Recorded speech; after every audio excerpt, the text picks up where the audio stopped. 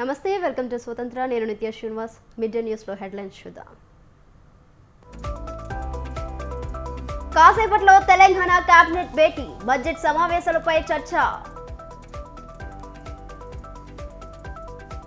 Malkajgiri parliament స్థానంలో గెలుపు మాదే, కాంగ్రెస్ ను హామీల అమలు కోసం నిలదీస్తామన్న కేటీఆర్.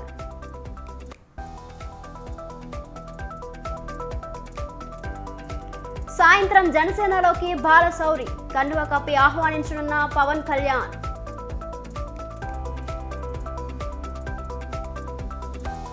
చంద్రబాబుతో పవన్ కళ్యాణ్ భేటీ, సీట్ల సర్దుబాటుపై చర్చ.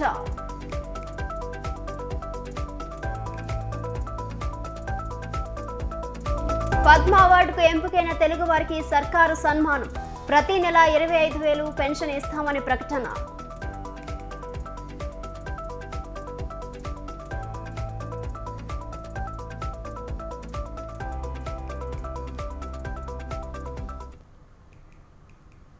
తెలంగాణ సీఎం రేవంత్ రెడ్డి మీడియాతో మాట్లాడుతున్నారు. లైవ్ లో చూద్దాం.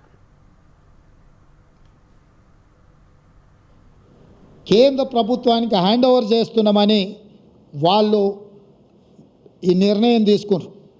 4వ డాక్యుమెంట్ మీ ముందర నేను పెడుతున్నది demand for grants, government of Telangana policy statement on the demand of grant on irrigation and command area development department for 2023-24 అంటే 2023 మార్చిలో ప్రవేశపెట్టిన budget grants, demands and grants అంటే ఈ శాఖలో దేనికి ఎన్ని నిధులు ఎందుకోసం కేటాయించాలని 2023 మార్చ్ బడ్జెట్ సమావేశాలలో కేసీఆర్ సాగునీటి పారుదల శాఖ మంత్రిగా ప్రవేశపెట్టిన బడ్జెట్ ఇది. దాంట్లో స్పష్టంగా పేజీ నెంబర్ 114 ఈ డిమాండ్ ఫర్ గ్రాంట్స్లో ఉన్న 114వ పేజీలో స్పష్టంగా the state of Telangana has proposed to hand over only the components of the common projects, namely Srisailam and Nagarjuna Sagar in Krishna River Basin and Peddavagu Medium Irrigation Project in Godavari Basin accordingly. And దీని కోసమైన seed money of ₹200 crores each to be KRMB and GRMB. ఈ 2 ప్రాజెక్టులను hand over చేస్తే వీటి నిర్వహణ కోసము Krishna river management బోర్డుకు 200 కోట్లు, గోదావరి రివర్ మేనేజ్మెంట్ బోర్డుకి ఇంకొక 200 కోట్లు స్పష్టంగా ఈ నిధులను కేటాయించుకుంటూ 2023 మార్చి బడ్జెట్లో 400 కోట్ల రూపాయలు హ్యాండ్ ఓవర్ చేసిన వాటిని నిర్వహించడానికి ఈ బడ్జెట్లో స్పష్టంగా పొందుపరిచాడు. అంటే 2023 బడ్జెట్లోనే గోదావరి కృష్ణా రివర్ మేనేజ్మెంట్ బోర్డులకు ఈ ప్రాజెక్టులను హ్యాండ్ ఓవర్ చేసిన తర్వాత నిర్వహించడానికి అయ్యే ఖర్చులకు 200 కోట్లు 400 కోట్ల రూపాయలను కేటాయించడానికి ఇగో చంద్రశేఖరరావు చీఫ్ మినిస్టర్ ఈ బుక్ మీద కింద పేరు ఉంది. మీకు ఎవరికైనా మళ్ళీ ఏమైనా అనుమానం ఉండి ఇది వెనక ముందు అనుకున్నారు, మళ్ళీ ఆ మంత్రివర్గంలో కూడా ఎవరికేం సంబంధం లేదు. ఇక్కడ రాసిండు K Chandrashekar Rao demand number so K Chandrashekar Rao chief minister. ఈ పుస్తకంలోనే 114వ పేజీలో కృష్ణా రివర్ మేనేజ్మెంట్ బోర్డుకు కృష్ణా నది మీద ఉన్న ప్రాజెక్టులను స్వాధీనం చేయడం, గోదావరి నది మీద ఉన్న గోదావరి ప్రాజెక్టులను హ్యాండ్ ఓవర్ చేయడానికి చంద్రశేఖరరావు స్పష్టంగా నిధులను కేటాయించిన విషయం.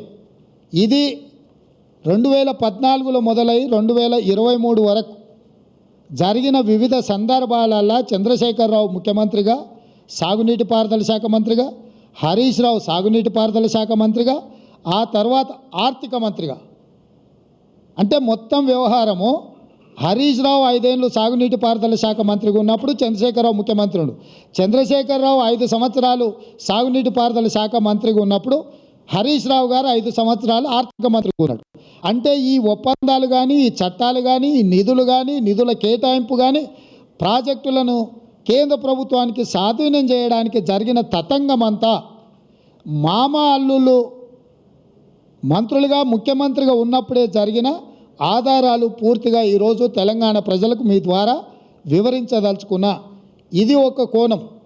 చట్టం చేయడము, చట్టాన్ని అమలు చేయడం, ప్రాజెక్టులను నిర్వహించడానికి నిధులను కేటాయించడం అనేది పరిపాలన పరంగా జరిగిన నిర్ణయాలు. ఇవొక్క పక్కనైతే ఆనాడు పదే పదే ఈనాడు కూడా చంద్రశేఖరరావు కృష్ణానది జలాలను రాయలసీమ ప్రాంతానికి, కృష్ణా డెల్టా ప్రాంతానికి తరలించకపోతుంటే కాంగ్రెస్ పార్టీ హారతులు ఇచ్చింది, కాంగ్రెస్ పార్టీ నీళ్లను తరలించకపోవడానికి సహకరించింది ఉమ్మడి రాష్ట్రంలో అని చాలా సందర్భాలలో ఉపన్యాసం చెప్తుంటాడు. నేను ఈరోజు ఇక్కడున్న చాలామంది సీనియర్ పాత్రికేయ మిత్రులు ఆ రోజు కూడా జర్నలిజంలో ఉన్నారు, పాత్రికేయులుగా పనిచేసిండ్రు, తెలంగాణ ఉద్యమకారులుగా మీరు కూడా ఉద్యమంలో పాల్గొన్నారు. 2004 నాడు రాజశేఖర రెడ్డి గారి నేతృత్వంలో ఏర్పడ్డ కాంగ్రెస్ ప్రభుత్వంలో 6 మంది మంత్రులు ప్రమాణ స్వీకారం చేశారు. మీకు అందరు గుర్తుంది కదా. రాష్ట్రంలో కేంద్రంలో మన్మోహన్ సింగ్ గారి నేతృత్వంలో కేంద్ర ప్రభుత్వాన్ని ఏర్పాటు చేస్తే టీఆర్ఎస్ నుంచి 2 మంత్రులు చేశారు. ఒక ఆయన పేరు కల్వకుంట్ల చంద్రశేఖరరావు, ఇంకొక నాయకుడి పేరు ఆలే నరేంద్ర గారు. రాష్ట్రంలో 6 మంది మంత్రుల హరీష్ రావు ఒక మంత్రి. 6 మంది మంత్రుల్లో నాయని నరసింహారెడ్డి గారు కూడా మంత్రిగా ఉండి కడప జిల్లా ఇన్ఛార్జ్ మంత్రి.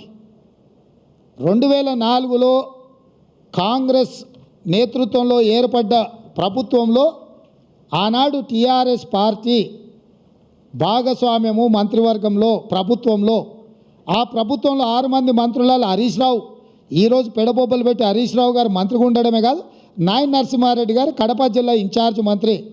11,000 క్యూసెక్కులతో ఉన్న పోతిరెడ్డిపాడు, యాక్చువల్గా పోతిరెడ్డిపాడు కానీ తెలుగు గంగ కానీ ఒకటి 15 టీఎంసీలు ఒక ప్రాజెక్టుకు, అదేవిధంగా చెన్నైకి నీళ్లు పంపించే తెలుగు గంగ ప్రాజెక్టుకు 17 టీఎంసీలు, 19 టీఎంసీలు మొత్తం కలిపి కేవలము కృష్ణానది జలాల నుంచి శ్రీశైలం ప్రాంతం నుంచి వాడుకోవడానికి కేటాయించింది 34 టీఎంసీలే.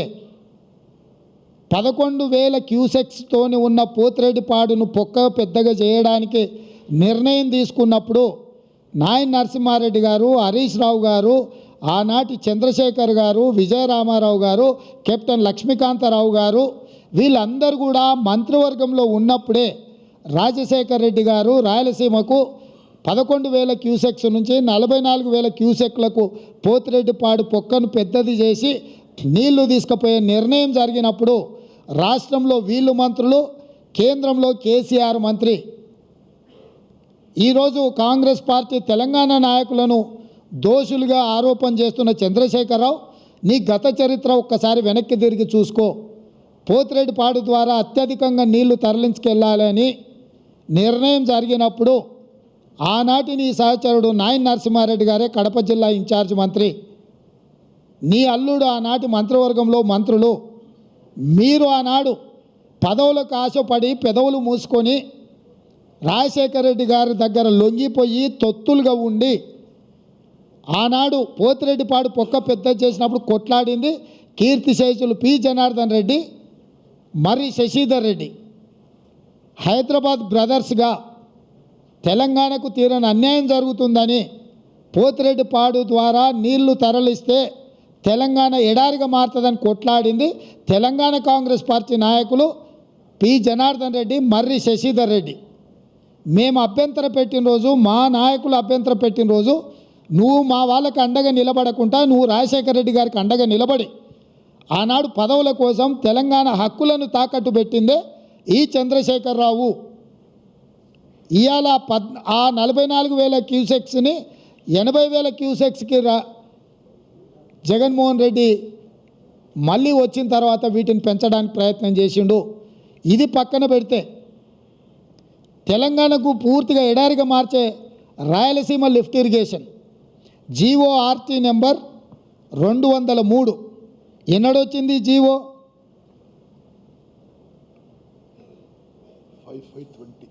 5/5/20 yes, GO number 203 5th May 2020 నాడు ఈ టెండర్ పిలిచిండ్రు. ఈ జీవో వచ్చింది అంటే దాదాపుగా పర్ డే 8 టీఎంసీని తీసుకెళ్ళడానికి రాయలసీమకు స్పష్టంగా Andhra Pradesh had issued GORT number 203 dated 5/5/2020 to take up Rayalaseema lift irrigation to draw 92,592 cusecs అంటే 8 టీఎంసీ పర్ డే. 8 టీఎంసీలు రాయలసీమ లిఫ్ట్ ద్వారా పోతిరెడ్డిపాడు పక్కనే ఇక్కడి నుంచి నీళ్లు తరలించడానికి ఎఫ్ఆర్ఎల్ లెవెల్ 797 అంటే కుండకు సైడ్ నుంచి బొక్క పెట్టలే, కుండ కింది నుంచి బొక్క పెట్టాడు. రాయలసీమలో 834 ఫీట్ లెవెల్లో నీటి నిల్వ ఉంచాలి అని అంటే 797 ఫీట్ల దగ్గర అంటే బురద కూడా తరలించకపోవడానికి రాయలసీమ లిఫ్ట్ ఇరిగేషన్కు మే 5, 2020 నాడు జీవో నెంబర్ 203 విడుదల జరిగింది. జగన్మోహన్ రెడ్డి గారు ఆంధ్రప్రదేశ్ ముఖ్యమంత్రిగా ఈ కార్యక్రమాలు చేపట్టిండు. దీనికంటే ముందు ఏ రోజు ఈయన ఇంటికి జగన్మోహన్ రెడ్డి గారు వచ్చిండ్రు, ఆల్మోస్ట్ దానికంటే జనవరి 14, 2020 జనవరి 14, 2020 నాడు జగన్మోహన్ రెడ్డి గారు ప్రగతి భవన్లో కేసీఆర్ను కలిసి పంచభక్ష పరమాణాలు తిని కృష్ణానది మీద జలాల మీద 6 గంటలు రివ్యూలు చేసి కేసీఆర్ గారే జీఓఆర్టీ నెంబర్ 203 2020 నాటిది రాయలసీమ లిఫ్ట్ ఇరిగేషన్కు ప్రగతి భవన్లో కేసీఆర్ జగన్మోహన్ రెడ్డి కూర్చొని 6 గంటలు ఈ మొత్తం సాగునీటి ప్రాజెక్టుల మీద సమీక్ష చేసి రాయలసీమ లిఫ్ట్ ద్వారా పర్ డే 8 టీఎంసీలు తరలించకపోవడానికి కేసీఆర్ అనుమతి ఇచ్చిండ్రు. అంటే తెలంగాణకు ఇంకొక పిడుగు లాంటి వార్త రాయలసీమ లిఫ్ట్ ఇరిగేషన్. తండ్రి పోతిరెడ్డిపాడు పొక్కబెట్టి 4 టీఎంసీలు పర్ డే తరలించకపోతే కొడుకు వచ్చి కేసీఆర్ ఇంటికే వచ్చి ప్రగతి భవన్లో ప్రజల సొమ్ముతో కట్టిన ప్రగతి భవన్లో వీళ్ళిద్దరు పంచభక్ష ప్రమాణాలు తిని 6 గంటలు కృష్ణానది జలాల మీద చర్చలు చేసి రోజుకి 8 టీఎంసీల నీళ్లు రాయలసీమ లిఫ్ట్ ద్వారా తరలించకపోవడానికి కేసీఆర్ అనుమతించి కేసీఆర్ ఇంట్లోనే ఆమోదం పొందిన జీవో 203 మీకు మే 5, 2020 నాడు దీనికి ఆమోదం పొందారు. దాని తర్వాత దీని టెండర్లు అయిపోయి దీన్ని పూర్తి చేసి దీన్ని అగ్రిమెంట్లు చేసే సందర్భం వచ్చినప్పుడు 5 ఆగస్టు రోజు 2020 నాడు రివర్ మేనేజ్మెంట్ బోర్డు మీటింగ్ పిలిచింది. ఆ రోజు మీటింగ్కి పోతే ఈ టెండర్ అగ్రిమెంట్ జరగకుండా అభ్యంతరం పెట్టడానికి అవకాశం ఉండే. కానీ 10 తారీఖు నాడు 10/8/2020 నాడు ఈ టెండర్ లాస్ట్ డేట్ ఉండే. 5 ఆగస్టు 2020 నాడు Krishna river management board meeting పిలిచింది కేంద్ర ప్రభుత్వం. 5 తారీఖు నాడు వెళ్ళి ఈ 203 జీవో మీద అభ్యంతరం పెట్టి ఈ టెండర్లను కొనసాగించకుండా టెండర్ల ఒప్పందాలు జరగకుండా టెండర్లను అడ్డుకోవడానికి అవకాశం ఉంటే చంద్రశేఖరరావు గారు 5 ఆగస్టు 2020 నాడు సమావేశానికి పోకుండా ఒక లేఖ రాసిండు. ఏమని? ఆగస్టు 20 వరకు నేను చాలా కార్యక్రమాలల్లో బిజీగా ఉన్నా, ఆగస్టు 20 తర్వాత నువ్వు సమావేశం పెడితే నేను వస్తా అని చెప్పి ఇరిగేషన్ సెక్రటరీ రజత్ కుమార్తోని ఆయన లేఖ రాపిచ్చిండు. ఆ రోజు ఉండే ఇరిగేషన్ ఎందుకు లేఖ రాపిచ్చిండు? 10/8/2020 నాడు ఈ రాయలసీమ లిఫ్ట్ ఇరిగేషన్ టెండర్లు తెలిసి ఒప్పందాలు ఈ లోపల అయిపోతాయి, మెగా కృష్ణారెడ్డికి కాంట్రాక్టులు కట్టబెట్టిన తర్వాత అప్పుడు పోయి మాట్లాడవచ్చులే అని చెప్పి కేవలం కమిషన్లకు లొంగిపోయి జగన్మోహన్ రెడ్డితోని చీకటి ఒప్పందం చేసుకొని 5 ఆగస్టు 2020 నాడు రివర్ మేనేజ్మెంట్ బోర్డు కేంద్ర ప్రభుత్వం పిలిచిన మీటింగుకు వెళ్ళలేదు. మీటింగ్లో రాయలసీమ లిఫ్ట్ మీద అభ్యంతరం పెట్టలేదు. అందుకే 10 ఆగస్టు 2020 నాడు టెండర్లు తెరిచిండ్రు. టెండర్లు ఒప్పందాలు జరిగినాయి. రాయలసీమ లిఫ్ట్ 8 టీఎంసీలు తరలించకపోవడానికి పనులు పూర్తి అవ్వే పరిస్థితి వచ్చింది. రాయలసీమ లిఫ్ట్ ఈరోజు అక్కడ పునాది రాయబడి పూర్తి కావడానికి కేసీఆర్ ధనదాహము, కేసీఆరే ఈ రాయలసీమ లిఫ్ట్ నుంచి కృష్ణానది జలాలను తరలించకపోవడానికి ఇదొక కుట్ర జరిగింది. అదేవిధంగా చంద్రబాబు నాయుడు గారు ఉన్నప్పుడు ముచ్చుమర్రి కట్టిండ్రు. ముచ్చుమర్రి కూడా సేమ్ 800 ఎఫ్ఆర్ఎల్ లెవెల్లో 800 ఫీట్ల దగ్గర ముచ్చుమర్రి నుంచి రోజుకు 1/2 టీఎంసీ పైన తరలించకపోవడానికి చంద్రబాబు నాయుడు గారు కూడా ఆయన చేతనైన దెబ్బ చంద్రబాబు నాయుడు గారు కూడా వేసారు. చంద్రబాబు నాయుడు గారు 1/2 టీఎంసీ దెబ్బేసినప్పుడు చంద్రశేఖరరావే ముఖ్యమంత్రి, హరీష్ రావు సాగునీటి పారుదల శాఖ మంత్రి, జగన్మోహన్ రెడ్డి గారు 8 టీఎంసీలు రాయలసీమ లిఫ్ట్ ద్వారా తరలించకపోవడానికి వచ్చినప్పుడు ముఖ్యమంత్రి, సాగునీటి పారుదల శాఖ మంత్రి చంద్రశేఖరరావే. అంటే ఈరోజు దాదాపుగా 12-13 టీఎంసీల నీళ్లను, అది పోతిరెడ్డిపాడు కావచ్చు, రాయలసీమ లిఫ్ట్ కావచ్చు, లేకపోతే ముచ్చుమర్రి ప్రాజెక్టు కావచ్చు, ఇవన్నీ నీళ్లు తరలించకపోవడానికి 2004 నుంచి 2023 వరకు ఈ మొత్తం రోజులల్లా పోతిరెడ్డిపాడు రాజశేఖర రెడ్డి తీసుకుపోయినప్పుడు కేసీఆర్ కేంద్ర మంత్రి, హరీష్ రావు రాష్ట్ర మంత్రి.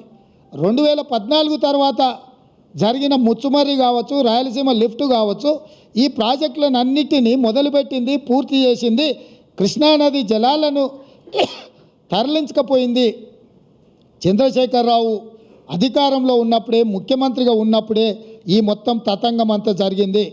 అదేవిధంగా ఈరోజు నేను కొన్ని విషయాలను తెలంగాణ ప్రజలకు చెప్పదలుచుకున్నాను. కృష్ణానది జలాలు కర్ణాటక రాష్ట్రం నుంచి కృష్ణా బచావ్ ట్రిబ్యునల్ కేటాయించిన నీళ్లు మహారాష్ట్ర, కర్ణాటక, ఉమ్మడి ఆంధ్రప్రదేశ్ కేటాయించారు. తెలంగాణ రాష్ట్రానికి జూరాల ద్వారా మహబూబ్నగర్ జిల్లాలో కృష్ణానది జలాలు వస్తాయి. అదేవిధంగా తుంగా అండ్ భద్ర కర్ణాటక రాష్ట్రం నుంచి తెలంగాణ రాష్ట్రంలో ఎంటర్ అయ్యి సుంకేశ్ల దగ్గర మహబూబ్నగర్ జిల్లా అలంపూర్లోకి వస్తాయి, రాయలసీమ బార్డర్లో కర్నూలులో. జూరాల నుంచి వచ్చే నీళ్ళు, సుంకేశ్ల నుంచి వచ్చే నీళ్ళు, కృష్ణానది జలాలు, తుంగభద్ర జలాలు కలిసి మహబూబ్నగర్ జిల్లాలో మొదలయ్యి ఆ నీళ్లు మహబూబ్నగర్ జిల్లా నుంచి తరలి వెళ్ళి రాయలసీమలోకి ఎంటర్ అయ్యి కర్నూలు జిల్లాలో మొత్తం ప్రవహించుకుంటా మళ్ళీ శ్రీశైలం దగ్గర అటు రాయలసీమకు ఇటు తెలంగాణకు ఉండే శ్రీశైలం ప్రాజెక్టు దగ్గరకు వస్తున్నాయి. అంటే మహబూబ్నగర్ జిల్లాలో ప్రయాణమైన కృష్ణానది జలాలు, తుంగభద్ర జలాలు ఇక్కడ మొదలై ఇక్కడ నుంచి కంప్లీట్గా రాయలసీమకి వెళ్ళి రాయలసీమ నుంచి మళ్ళీ శ్రీశైలం దగ్గర అటు రాయలసీమ ఇటు తెలంగాణ సరిహద్దుల్లో శ్రీశైలం ప్రాజెక్టు దగ్గరకు వస్తున్నాయి. ఒకప్పుడు ఏ ప్రాజెక్టులు లేనప్పుడు శ్రీశైలం నీళ్ళు వదిలితే నాగార్జున సాగర్లో నీళ్ళు వదిలితే పులిచింతల. అంటే కంప్లీట్గా ఈ నీళ్లు కానీ ప్రాజెక్టులు కానీ పూర్తిగా తెలంగాణ చేతిలో ఉండే. అప్పుడు కృష్ణానది జలాలు ప్రాజెక్టుల నిర్మాణం కానీ నిర్వహణ కానీ ఏదైనా ఉంటే తెలంగాణ చేతిలో కొంచెం పెత్తనం ఉండే. అవసరం అనుకుంటే మన నీళ్లు మనం తీసుకున్నాక రాయలసీమకో లేకపోతే ఆంధ్రాకో ఆంధ్రప్రదేశ్కో విడుదల చేయడానికి అవకాశం ఉండే. ఈ ప్రమాదాన్ని కనిపెట్టి, ఈ తెలంగాణ హక్కులను కనిపెట్టి రాయలసీమలకు పాలమూరులో మొదలైన నీళ్లు కర్నూలు జిల్లాలకు ఎంటర్ కాగానే నీటి దొంగలు పోతిరెడ్డిపాడు ద్వారా ఒక పొక్క, రాయలసీమ లిఫ్ట్ ద్వారా ఇంకొక పొక్క, ముచ్చుమర్రి ద్వారా మూడో పొక్క పెట్టి రోజుకు 12-13 టీఎంసీల నీళ్లు మనకు సంబంధం లేకుండా, మనల్ని అడగకుండా పాలమూరులో ప్రయాణమైన నీళ్లు మళ్ళీ తిరిగి పాలమూరులో శ్రీశైలం దగ్గరకు వచ్చే లోపల నీటి దొంగలు మధ్యలోనే దొంగతనం, దారి దోపిడీ చేసే పరిస్థితి ఈరోజు దాపురించింది. ఈ దారి దోపిడీ, జల దోపిడీ జరగడానికి కారణం కల్వకుంట్ల చంద్రశేఖరరావు. ఈ కల్వకుంట్ల చంద్రశేఖరరావు అటు చంద్రబాబు నాయుడుతో, అంతకంటే ముందు రాజశేఖర రెడ్డితో, ఆ తర్వాత జగన్మోహన్ రెడ్డితో ఒత్తిడికి లొంగియో, పదవులకు లొంగిపోయో, లేకపోతే కాంట్రాక్టర్లు ఇచ్చే కమిషన్లకు లొంగిపోవడంతో ఈరోజు తెలంగాణకు తీరని అన్యాయము. ముఖ్యంగా మహబూబ్నగర్, నల్గొండ కింద ఖమ్మం వరకు కృష్ణానది జలాల మీద ఆధారపడ్డ ప్రాజెక్టులన్నీ కూడా ఈరోజు ఎడారిగా మారుతున్నాయి. ఆనాడు తెలంగాణ ప్రాంత ప్రజలు కొట్లాడితే 2003లో కల్వకుర్తి లిఫ్ట్ ఇరిగేషన్ నాగం జనార్దన్ రెడ్డి లాంటి వాళ్ళు కొంతమంది ఆ రోజు గట్టిగా పట్టుబడితే 2003లో కల్వకుర్తి ఎత్తిపోతలకు పునాది రాయబడ్డది. రాజశేఖర రెడ్డి గారు వచ్చినాక ఆ రోజు 25 టీఎంసీలతో మొదలైన ప్రాజెక్టు 80-90 టీఎంసీల వరకు పెంచి ప్రాజెక్టును ఆయకట్టును పెంచి కల్వకుర్తి లిఫ్ట్ ఇరిగేషన్ పనులు మొదలుపెట్టారు. కానీ ఉమ్మడి రాష్ట్రంలో ఆ ప్రాజెక్టులు పూర్తి కాలే. పాలమూరు జిల్లా ప్రజలు, నల్గొండ జిల్లా ప్రజలు కొట్లాడితే కల్వకుర్తి ప్రాజెక్టు ఎత్తిపోతల మీద, మిగులు జలాల మీద, వరద జలాల మీద మీరు నిర్మిస్తుండ్రు, మాకు మిగులు జలాల మీదనో లేకపోతే నికర జలాల మీదనో ప్రాజెక్టులు కావాలని మళ్ళీ కొట్లాడితే ఆనాడు డీకేఆర్ చిన్నారెడ్డి, ఉత్తమ్ కుమార్ రెడ్డి, కోమటిరెడ్డి వీళ్ళందరూ పట్టుబట్టి కొట్లాడితే ఆ రోజు ఎస్ఎల్బీసీ టన్నెల్ ప్రాజెక్టును 2006-07లో రాజశేఖర రెడ్డి గారు మంజూరు చేసిండ్రు. దాదాపుగా పర్ డే టన్నెల్ ద్వారా లిఫ్టులు లేకుండా పర్ డే ఆఫ్ టీఎంసీ తరలించే ఎస్ఎల్బీసీ ప్రాజెక్టును ఆ రోజు రాజశేఖర రెడ్డి గారు ముఖ్యమంత్రిగా ఉన్నప్పుడు జలయజ్ఞంలో భాగంగా తెలంగాణకి ఇచ్చిండ్రు. 3,60,000 ఎకరాలకు నీళ్ళు ఇవ్వడానికి అవకాశం ఉండే ఎస్ఎల్బీసీ ఉమ్మడి రాష్ట్రంలో 42 కిలోమీటర్లు టన్నెల్ను తవ్వడానికి టీపీఎం మిషన్లతో పనులు మొదలు పెడితే తెలంగాణ రాష్ట్రం వచ్చే సమయానికి 30 కిలోమీటర్లు పూర్తి చేసిండ్రు. 8 ఏళ్లలో వాళ్ళు 30 కిలోమీటర్లు టన్నెల్ కొట్టి శ్రీశైలంలో టైగర్ రిజర్వ్ ఫారెస్ట్ అనుమతులను తెచ్చుకోవడం కష్టమని టన్నెల్ బోర్ మిషన్ ద్వారా ఆ రోజు పనులు మొదలుపెట్టారు. సరిగ్గా 10 కిలోమీటర్లు పెండింగ్ ఉన్న టన్నెల్ ప్రాజెక్టును ఎస్ఎల్బీసీని కేసీఆర్కి అప్పచెప్తే ఈ 10 ఏళ్లలో ఆయన టన్నెల్ బోర్ మిషన్తో టన్నెల్ కొట్టింది ఎంత అంటే 1 కిలోమీటర్, ఒకే 1 కిలోమీటర్. ఇంకా 9 కిలోమీటర్లు ఎస్ఎల్బీసీ పూర్తి కాక ఆడ ప్రాజెక్ట్ ఏడుస్తున్నాయి. ఆ ఎస్ఎల్బీసీ ప్రాజెక్టు పూర్తి చేసి ఉంటే నల్గొండ జిల్లాలో గ్రావిటీ ద్వారా దాదాపుగా 3,50,000 ఎకరాలకు నీళ్ళు ఇవ్వడానికి, రిజర్వాయర్లో నింపుకోవడానికి అవకాశం. వచ్చే పార్లమెంట్ ఎన్నికల్లో బీజేపీ మెజార్టీ స్థానాల్లో గెలుస్తుందని, మళ్లీ మోదీ ప్రధాని కావడం ఖాయమని బీజేపీ రాష్ట్ర ఉపాధ్యక్షురాలు డీకే అరుణ తెలిపారు. ప్రజలను మభ్యపెట్టి అనేక సంక్షేమ పథకాలను అమలు చేస్తామని చెప్పి కాంగ్రెస్ ప్రభుత్వం తెలంగాణలో అధికారంలోకి వచ్చిందని, 6 గ్యారెంటీలను అమలు విషయంలో మోసం చేస్తున్నారని ఆరోపించారు. ప్రజలకు ఇచ్చిన 6 గ్యారెంటీలను తక్షణమే అమలు చేయాలని, లేకపోతే ప్రజలు కాంగ్రెస్ పార్టీని భూస్థాపితం చేస్తారని హెచ్చరించారు. భారతీయ జనతా పార్టీ బీఆర్ఎస్ పార్టీని అడుగడుగునా ప్రశ్నించి, అడుగడుగునా ప్రజలకు ఇచ్చిన హామీలు నెరవేర్చాలంటూ నిలదీసి తెలంగాణ ప్రాంతాన్ని పూర్తిగా దోచుకుంటున్నారని, అభివృద్ధి పేరు మీద లక్షల కోట్ల రూపాయలను కాజేస్తున్నారని, అనేక రకాలుగా ఈ రాష్ట్రాన్ని దోచిన దోపిడీని ప్రజల ముందుకు తీసుకెళ్లి Bharatiya Janata party BRS party పట్ల వ్యతిరేకతను పెద్ద ఎత్తున తీసుకొస్తే, కాంగ్రెస్ పార్టీ అధికారంలోకి వచ్చిన తర్వాత బీఆర్ఎస్ పార్టీ అవినీతి గురించి ఇప్పుడే తెలిసినట్టు, వారి గురించి కూడా ఇంతవరకు అవినీతి పైన కూడా ఎలాంటి చర్యలు కూడా తీసుకున్నటువంటి దుస్థితిని మనం చూస్తున్నాం. ఎన్నికల ముందు ఈ గ్యారంటీలన్నీ అమలు చేయాలంటే మళ్ళీ కాంగ్రెస్కి ఓటేయాలి, కాంగ్రెస్ పార్టీకి ఓటేసి గెలిపిస్తేనే ఇవి అమలవుతాయి. ఈ జీహెచ్ఎంసీ మేయర్ కమిషనర్ల మధ్య కోల్డ్ వార్ పీక్ స్టేజ్కు చేరింది. ఎన్నికల ముందు నుండి ఎడమొహం పెడమొహంగా ఉన్న మేయర్ కమిషనర్ల తీరుతో ప్రజా సమస్యలపై చర్చ జరగడం లేదు. స్టాండింగ్ కమిటీ గడువు ముగిసినా ఇప్పటికీ నోటిఫికేషన్ ఇవ్వలేదు. పాలక మండలి సమావేశాలు సైతం నిర్వహించకపోవడంపై సర్వత్రా విమర్శలు వ్యక్తమవుతున్నాయి.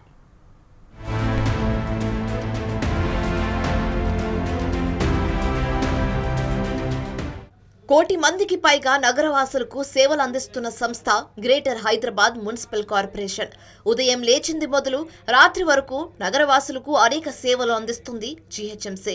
బర్త్ సర్టిఫికెట్ నుంచి నగరంలో రోడ్లు, శానిటైజేషన్, టౌన్ ప్లానింగ్ తో పాటు నగర పరిపాలన మొత్తం బల్దియాపైనే ఆధారపడి ఉంటుంది. అయితే అలాంటి కార్పొరేషన్లో అధికారులు, ప్రజాప్రతినిధుల మధ్య సమన్వయం కొరవడుతోంది. గత ప్రభుత్వంలో మంత్రి కేటీఆర్ అన్నీ తానే జీహెచ్ఎంసీలో పనులు చక్కబెట్టారు. ఏ సమస్యమైనా మంత్రికి తెలియకుండా జరిగేది కాదన్న విమర్శలు ఉన్నాయి. అయితే ఇప్పుడు ప్రభుత్వం మారడంతో మేయర్, కమిషనర్ ఎడమొహం పెడమొహంగా ఉన్నట్లు తెలుస్తోంది. గత 3 సంవత్సరాల నుంచి జీహెచ్ఎంసీలో ఎన్నో ప్రాబ్లమ్స్ ఉన్నాయి, పెండింగ్ ప్రాబ్లమ్స్ ఉన్నాయని చెప్పినా కూడా అసలు ఏ విషయంలో కూడా పట్టించుకోకుండా ఉన్నారు. అప్పుడు అడిగితేనేమో మేము తుమ్మాలన్నా దగ్గాలన్నా మాకు కేటీఆర్ గారు చెప్పాలి, కాబట్టి ఎలాంటివి కూడా మేము పనులు చేయలేకపోతున్నాము అని చెప్పి ఆన్సర్ చేసిన వాళ్ళు ఈరోజు కాంగ్రెస్ ప్రభుత్వం అధికారంలోకి వచ్చిన తర్వాత కూడా ఇంకా కూడా ఎందుకు ఇట్లా ఉన్నారు అన్నది వాళ్ళంతలో వాళ్ళు క్వశ్చన్ చేసుకోవాలి. ఈరోజు మన అందరినీ భాగ్యనగర్ ప్రజలు ఎన్నుకున్నది ప్రజా సమస్యలపైన చర్చించడానికి. ప్రజల మధ్య అనేక సమస్యలు ఉన్నాయి.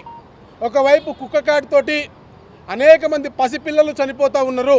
నాలా పనుల నిర్లక్ష్యంలో అనేక మంది పసిపిల్లలు చనిపోతూ ఉన్నారు. జిహెచ్ఎంసీలో పూర్తి స్థాయిలో కింది నుంచి మీది వరకు ప్రక్షాళన జరగాల్సిన అవసరం ఉంది. 25 జనవరి కమిషనర్ గారిని, మేయర్ గారిని ఇద్దరిని కలిసినప్పటికీ కూడా వాళ్ళు పాలక మండలి సమావేశం పెట్టడంతో మరో గత్యంతరం లేక మేము మరి హైకోర్టుకు పోయి ఒక రిట్ పిటిషన్ని ఫైల్ చేయడం జరిగింది. ఈ రిట్ పిటిషన్ ద్వారా అయినా సరే జిహెచ్ఎంసీలో పాలక మండలి సమావేశం జరగాలని ఆశిస్తున్నాము. జిహెచ్ఎంసీలో పాలక మండలి ఉన్నప్పుడు ప్రతి నిర్ణయం మేయర్, కమిషనర్, పాలక మండలి సంయుక్తంగా తీసుకోవాలి. కానీ ఎన్నికలకు ముందు లోకేష్ కుమార్ ను మార్చి కొత్తగా రొనాల్డ్ రోస్ ను కమిషనర్ గా నియమించింది ప్రభుత్వం. మొదట్లో కొన్ని రోజులు నార్మల్ గా సాగినప్పటికీ ఎన్నికల హడావిడి మొదలు కావడం, తర్వాత ప్రభుత్వం మారడంతో కమిషనర్ ఏకపక్షంగా వ్యవహరిస్తున్నారని బీఆర్ఎస్ కార్పొరేటర్లు విమర్శిస్తున్నారు. మరోవైపు నవంబర్ 13న స్టాండింగ్ కమిటీ సభ్యుల గడువు ముగిసింది. అసెంబ్లీ ఎన్నికల నేపథ్యంలో వాటిని నిర్వహించలేదు.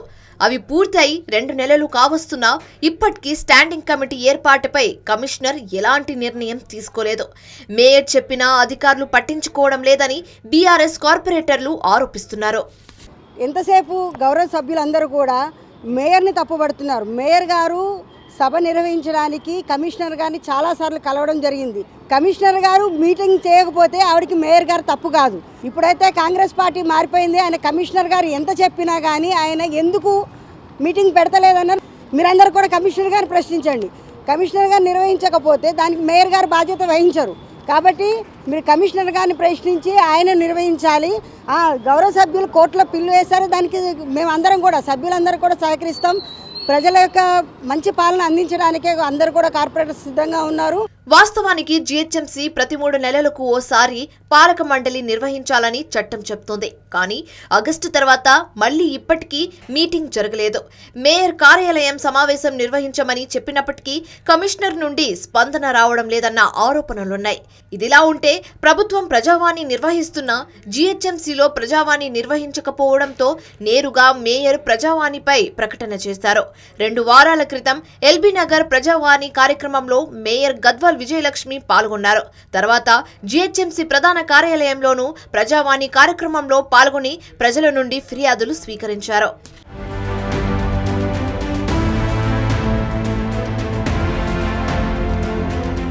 సిటీలో వివిధ ప్రాంతాల్లో పబ్లిక్ ఎదుర్కొంటున్న సమస్యలపై కార్పొరేటర్లు చర్చించేందుకు ఉన్న ఒకే ఒక వేదిక కౌన్సిల్ సమావేశం. 150 మంది కార్పొరేటర్లు వివిధ అంశాలపై చర్చించేందుకు చాలా సమయం అవసరం. కానీ చాలాసార్లు 1-2 గంటలు చర్చించి సమావేశం ముగించిన సందర్భాలున్నాయి. అయితే ఈ నేపథ్యంలో తమను నగర ప్రజలు ఎన్నుకున్నా వారి సమస్యలపై చర్చించేందుకు వీలు లేకుండా పోయిందని కార్పొరేటర్లు అసంతృప్తి వ్యక్తం చేస్తున్నారు. ఇంకా మేయర్ గారు కేటీఆర్ కన్సర్న్లో బీఆర్ఎస్ కన్సర్న్లోనే ఉంటున్నారు. ఇప్పటికైనా మేము మొన్న నోటీస్ ఇచ్చినాము, ఏవిధంగా వినతి పత్రం ఇచ్చినాము కమిషనర్ గారికి. వారికి ఎంబడే ప్రజా సమస్యల మీద మీరు రివ్యూ చేయండి. బోర్లు ఎండిపోతున్నాయి. హెచ్ఎన్డబ్ల్యూఎస్కు జిహెచ్ఎంసీ కోఆర్డినేషన్ లేదు. విచ్చలవిడిగా ట్యాక్స్లు వసూలు చేస్తున్నారు. ఆడిందాట పాడింది పాటగా జిహెచ్ఎంసీలో నడుస్తుంది. ఇతర విభాగాల నుంచి వచ్చినటువంటి దాదాపు 51 మంది ఇతర డిపార్ట్మెంట్కి వచ్చి ఉద్యోగస్తులు అందులో ఏ విధంగా పనిచేస్తున్నారు. మొన్ననే హెచ్ఎండిఏలో ఒక తిమ్మింగలాన్ని చూస్తే 500 కోట్లంట. ఈడ ఎన్ని తిమ్మింగలాలు ఉన్నాయో మరి. ఈ విధంగా జిహెచ్ఎంసీ ప్రజలు కట్టే ట్యాక్స్ మొత్తం దుర్వినియోగం చేస్తుంది. మేయర్ గారు మేము వేరే పార్టీలో ఉన్నప్పుడు మేము నడపలేము అనుకుంటే రిజైన్ చేసిపోండి, ఇంకోరన్నా మేయర్ వస్తారు.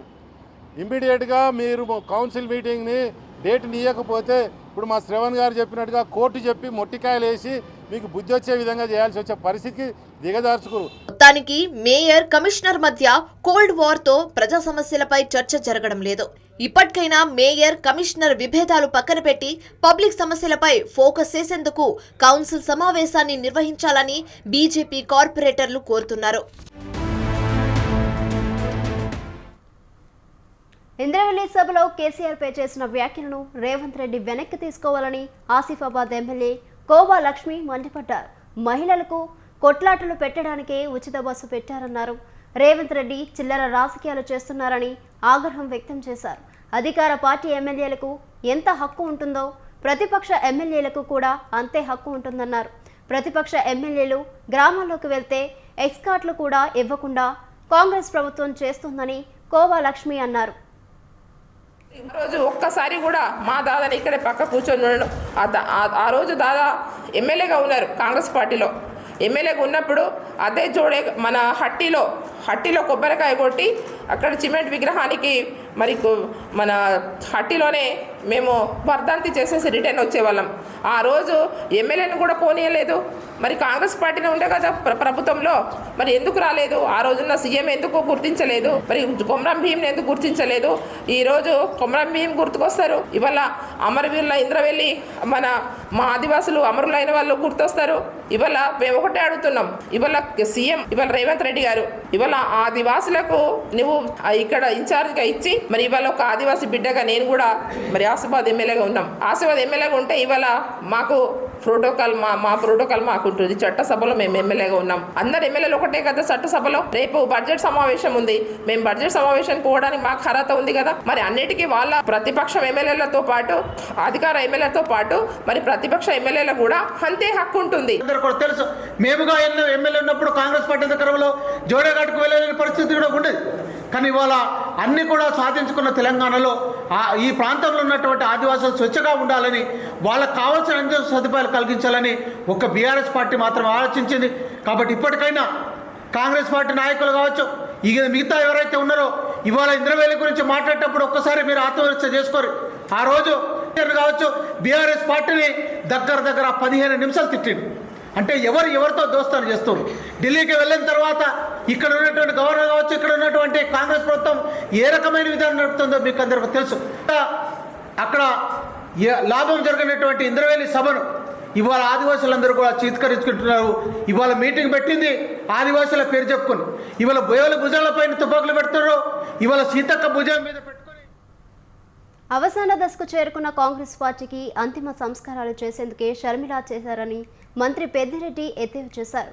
తిరుపతి జిల్లా అటవీ శాఖ 70 డివిజన్లకై కొనుగోలు చేసిన వనరక్షక వాహనాలను ఆయన ప్రారంభించారు. రానున్న ఎన్నికల్లో విజయం వైసీపీదే అన్న మంత్రి పెద్దిరెడ్డి టికెట్లు దక్కని వారు అసంతృప్తితో వెళ్లడం సహజమంటూ వ్యాఖ్యానించారు. ఉమ్మడి రాష్ట్రంలో 2010లో మొట్టమొదటిసారి ఫారెస్ట్ డిపార్ట్మెంట్కి ఇండిపెండెన్స్ తర్వాత 376 వెహికల్స్ కొనడం జరిగింది. అప్పుడు నేనే మంత్రిగా ఉన్నాను. మరి ఇప్పుడు తిరిగి మళ్ళా ఒక్కొక్క సర్కిల్కు 10 బండ్ల చొప్పున 70 బండ్లు కొనడం జరుగుతూ ఉంది. ఈరోజు అందులో భాగంగానే ఇనాగరేట్ చేశాము. రెడ్ శాండల్ ప్రొటెక్షన్ కానీ, హ్యూమన్ ఎలిఫెంట్ కాన్ఫ్లిక్ట్ ఏదైతే ఎక్కువ మన జిల్లాలో శ్రీకాకుళంలో ఉందో దానికోసం కానీ, అదేవిధంగా ఫారెస్ట్ ప్రొటెక్షన్ యాజ్ యూజువల్గా జరిగేది అవన్నీ కూడా చక్కగా చేయాలని చెప్పి మంచి ఉద్దేశంతో ఇవన్నీ కూడా బలోపేతం చేయాలని డిపార్ట్మెంట్ అని చెప్పి చేయడం జరిగింది. ఉమ్మడి రాష్ట్రంలో పల్నాడు జిల్లా గురజాల నియోజకవర్గంలో మరోసారి వర్గపోరు బయటపడింది. దాచాపల్లి మండలంలో గామలపాడులో నేడు వైఎస్ఆర్ ఆసరా కార్యక్రమం నిర్వహిస్తున్నారు. కార్యక్రమానికి ముఖ్య అతిథిగా హాజరవుతున్న ఎమ్మెల్యే కాసు మహేష్ రెడ్డికి స్వాగతం పలుకుతూ వైసీపీ శ్రేణులు ఫ్లెక్సీలు ఏర్పాటు చేశారు. ఫ్లెక్సీలో ఎమ్మెల్సీ జంగా కృష్ణమూర్తి ఫోటో లేకపోవడంతో ఆయన వర్గీయులు ఆగ్రహం వ్యక్తం చేశారు. రాత్రికి రాత్రే ఎమ్మెల్యే ఆహ్వాన ఫ్లెక్సీలను ఎమ్మెల్సీ వర్గీయులు తొలగించారు. ఎమ్మెల్యే వర్గీయులు పోలీస్ స్టేషన్లో ఫిర్యాదు చేశారు. దీంతో గ్రామంలో ఉత్కంఠ వాతావరణం నెలకొంది. గ్రామంలో పోలీసులు భారీగా మోహరించారు.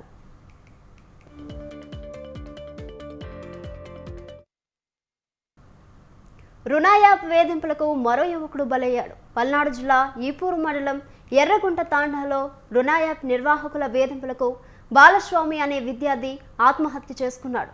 లోన్ యాప్ నిర్వాహకుల వేధింపులు తాళలేక అడవిలో చెట్టుకు ఊరేసుకుని బలవర్మన్నానికి పాల్పడ్డాడు. బాలస్వామి వినుకొండలో ఓ డిగ్రీ కళాశాలలో 3వ ఏడాది చదువుతున్నాడు.